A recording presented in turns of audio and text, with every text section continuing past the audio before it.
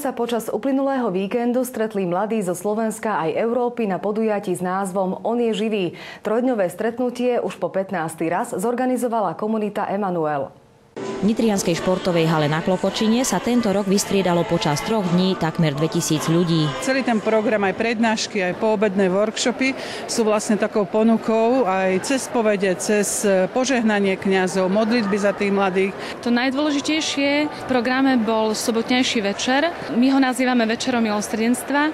Je to večer, kedy ide o naozaj také osobné stretnutie sa s Kristom. Tento večer oni mohli priniesť a položiť Bohu otázku, ktorú v sebe možno nosia, ktorú majú kdesi hlboko vnútri, odovzdať ju Bohu a čakať na odpoveď, ktorá veríme, že určite príde. Ja som Francúz, ale také niečo som nikdy nezažil vo Francúzsku. En France, il y a très peu de...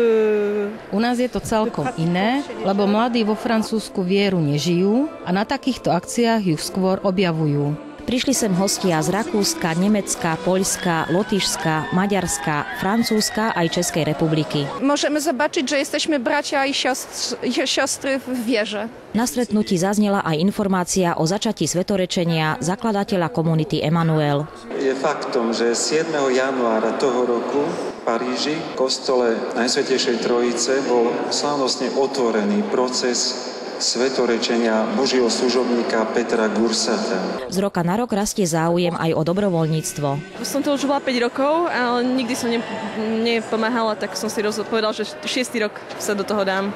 Tuto hore, tak tam je taká miestnosť adoračná, tak tu som robila. Je to veľmi dobrá akcia, ktorú teda veľmi rád podporujem a tento rok som ju taktiež podporil spevom.